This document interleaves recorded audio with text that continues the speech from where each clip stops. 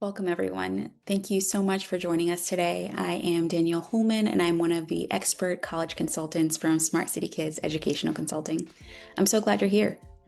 This session is called College 101, and we are here to demystify the college admissions process. Whether you're a student in ninth grade or already a rising senior, this is designed to give you a clear picture of what the process looks like and where to focus your energy. We'll cover four main areas: finding the right fit, building your college list, navigating deadlines, and knowing when to get started. I'll leave time at the end for questions, so let's dive in. To start, I'll share a quick word about who we are. Smart City Kids has been supporting New York City families for more than 26 years, from nursery and K-12 school placement all the way through college admissions.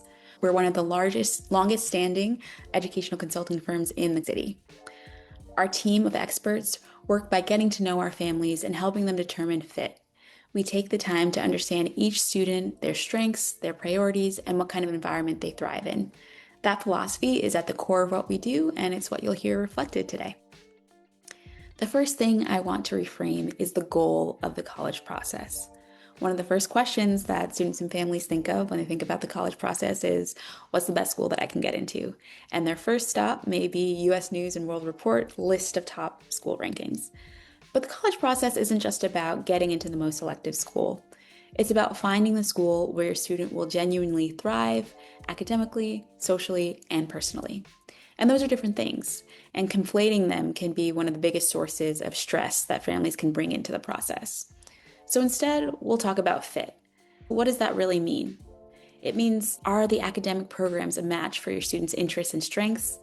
Does the campus size and culture feel right? Is the location one they can embrace? And is the school financially accessible? I'll give a few examples. Say there's a student who's really interested in entrepreneurship and starting their own business one day. You can think tons of schools have business programs and can take accounting or economics, and it doesn't really matter where I go. And that's true. You can get a great business education at so many different schools. But there are some schools that really specialize in entrepreneurship. So, for example, Babson College is known for having entrepreneurship courses embedded in their curriculum. They have venture studios where student entrepreneurs can begin their own businesses that can extend well beyond after they graduate. There's a culture of entrepreneurship on campus where other students are really passionate about it. And that could be an amazing launching point for a student who's really passionate about that. It all depends on what the student might be interested in, what types of programming opportunities might be available. Then you might think of the culture of the school.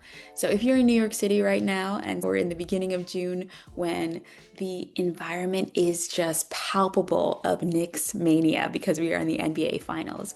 And that big school culture around sports is at some schools more than others. So for example, if that's really important to a student and they want to have that experience of attending Division I athletic games and a big campus like that, maybe a school like UNC could be a great fit for them. There are different feels to campus environments, from a city environment to one that has more access to nature, one that's more sprawling and suburban, one that is more close-knit and small. So all of those things can factor into the feel of a school. And then also proximity to home. Is it important for a student to be driving distance from home, or are they okay with the plane ride? All of that can factor into fit. And one of the things that's most important to think about when it comes to fit is the financial expense. We all know that the cost of education has skyrocketed over the last 2 decades at the college level, and it's an incredible financial investment as well as time investment. And so it's important to know what is feasible for families. There are lots of different financial aid options, from merit-based scholarships that will really focus on students' academic qualifications. There are need-based scholarships which focus on a family's financial need, and a policy and aid is offered through that structure.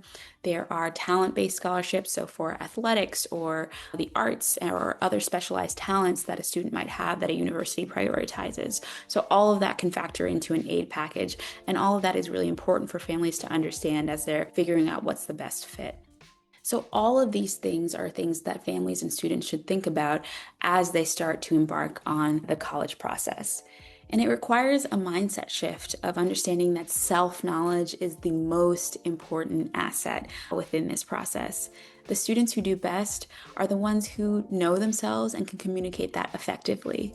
And I understand that in high school, your sense of self is still evolving. You're figuring out your interests and your strengths. You're still developing in so many ways, and that's okay. But taking the time to reflect, to have a sense of self-belief, to have a sense of what are my strengths and where are areas of improvement and how can I work on those things? All of those thoughts are things that are going to bring clarity to a student for their own self-awareness. And it is something that is going to be reflected in the process when they start to build out that college list and start to think about what environment might be best for them. The skills that students develop in the process, if approached well, like self-advocacy, organization, the ability to tell your own story, those are all significant for not just college, but beyond.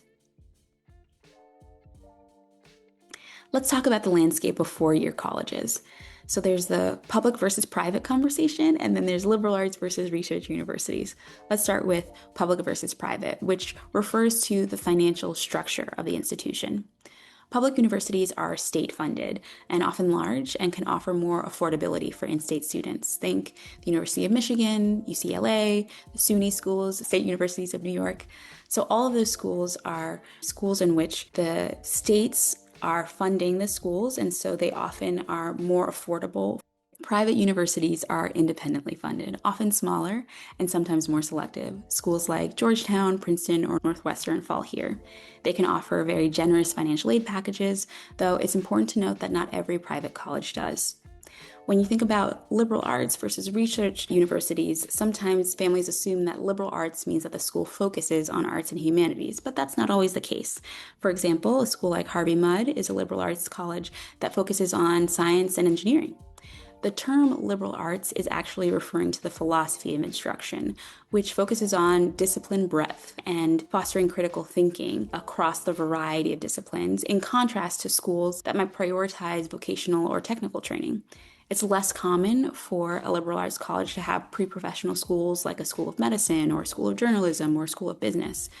But they will, of course, have departments that focus on the variety of disciplines. So students get a breadth of study and close faculty relationships, and also have the ability to take different classes outside of their main primary focus. Research universities put an emphasis on graduate level research, but undergrads will have access to that cutting edge research and the lab access and faculty as well. Research universities may be more likely to have those pre-professional schools, and they might have more strict requirements within a specific discipline. So if a student is in a school of business, all of their classes might be focused on the business courses, or the majority of their classes, and they would have to apply to take classes within different schools within the broader university if they wanted more breadth within their program. The important thing to note that many universities are hybrid, so a large research institution can also be a liberal arts college. The labels are just a starting point, but it's important to look beyond the labels when students are building their lists. I'll take a minute to explain the types of deadlines, because families often ask about the difference between early decision and regular decision and when it makes sense to apply. The most important thing to note is that early decision is binding. If you are accepted at an early decision timeline, it means you are committing to attend. In exchange, by applying early, this typically improves your odds at schools where it's offered because it signals strong interest. And that makes sense because you are committing to that school early, and so they are believing that if they accept you, then you are going to come, and they feel like it's a two-way street. This can be a great option for students who have a clear first choice, and the financial picture is one such that the family is prepared to commit without seeing any other offers from other schools. Early action is non-binding, meaning that a student applies early and they'll hear back early, but they are free to compare options to other schools that they apply to before making a decision. This is great for students who want flexibility because they can apply early action to several schools and still decide at a later date. They'll have the ability to compare different aid packages. An important thing to note is that some schools have restrictive early action, which means that they require students to make that commitment to that school in terms of the private institutions they can apply to. So they can only apply to that school in terms of private institutions, but they will allow students to apply to public universities. There's a specific set of schools that have restrictive early action, so it's important for families to do that research ahead of time to understand which application process they should apply through. There is a benefit to applying early action. The biggest benefit is early decision because it's the highest commitment, but there is an advantage for some students who are applying early action as well. The other potential decision timeline is a rolling admissions timeline, which means that the schools don't have a single deadline. They review the applications as they come in and typically notify students within a few weeks. So it's best to apply early because the spots do fill up, but it also puts the ball in the student's court of being able to decide when is the right time to apply. Regular decision is the standard round. Generally, the deadlines are January 1st or 15th, and there are no restrictions in terms of which schools you can apply to. If you're applying regular decision, you can apply to as many schools as you're interested in at the same time. Decisions will typically arrive in late March or by April 1st, and students will be able to get decisions around the same time with the ability to compare offers. The important thing to note is that the application strategy, so determining which round, which schools to apply to, is something that is worth really carefully thinking about with a counselor and advisor because it has implications both for the odds of admission as well as financial aid. Now let's talk about the senior year application timeline because it moves faster than most people think. The process starts with your academic and extracurricular in 9th through 11th grade, but the actual submission of the application begins at the beginning of the 12th grade year. It starts with the opening of the common application on August 1st. That's when a student should be finalizing their college list, reaching out to their teachers for letters of recommendation, and beginning to build out their application on the platform. I'll note that I am specific in saying that's when they build out the application on the platform, but starting the essays should happen well before August 1st in order to give students ample time and mental space to be able to work on the essays. And many universities and the Common App itself will post what the essay prompts are well before August 1st so that students have that brainstorming time. October is when essays should be finalized and any remaining standardized testing should be completed. At this point, the student should not be writing from scratch, but really just revising and polishing. Senior year is incredibly busy with schoolwork and college applications and extracurricular activities, so starting early in the summer is the best way to be prepared. November brings the first major deadlines. Early decision and early action are typically in November 1st and November 15th, and there are also some deadlines that can differ from those two dates, but those are the most popular. SAT and ACT scores also need to be submitted by that point. In December, students who have applied early will start to receive their decisions. And for students who are applying regular decision, that's when they're working on their applications, as January 1st is typically when a lot of regular decision deadlines are. January 1st and January 15th are the most common decision deadlines, and that's also the deadline for financial aid profiles, such as the CSS profile and the FAFSA, so the federal financial aid application. Those should be submitted around that time. Some schools also offer the opportunity for a second round of early decision called Early Decision 2 or ED2 in January. In the spring, decisions will arrive by April 1st and students commit by May 1st, which is National Decision Day. The most important reminder here is for students to start their essays early before 12th grade begins to give the most space and time to be prepared for hitting the ground running once the season really starts. Let's walk through what an application component entails, what are college asking for, and what each component really carries. Let's start with the transcript, which is the foundation of a student's academic experience. It's 4 years of information, and it is most directly correlated with success in college because it's how you've performed over the 4 years of high school. So GPA matters, so how you've done in your courses, but so does the rigor of the course. Are the students' grades a result of challenging coursework? Are they taking AP, IB, honors courses if they're available at that school? All of that signals academic ambition, which schools care about. The grade trend also matters, so improvement over time is a positive signal. Admissions officers understand they are admitting students and humans and not robots that can perform equally in every single subject no matter what. And so they'll know you have certain strengths. There might be areas of improvement, but seeing that upward trend of you're doing well over time is always a great thing for schools to see and for students to demonstrate. For schools that use a holistic admissions process, that means the student will be evaluated within the context of their environment, meaning that if a school has advanced level courses, they'll expect the student to take some. But if they aren't available at the school, then they'll factor that into the evaluation of the student's performance. The essay is where the student's voice comes through. So the Common App personal statement will go to every school that the student applies to, and it gives the student 650 words to share something meaningful about who they are. And it really helps the student come alive in a way that just seeing grades or just seeing extracurricular achievements doesn't tell the full picture. Most schools will also require additional supplemental essays that are school specific. This is not a place for summary of achievements.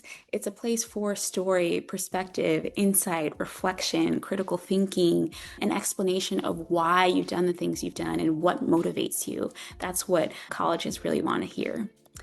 The resume or list of activities captures extracurricular activities, leadership roles, jobs, volunteering.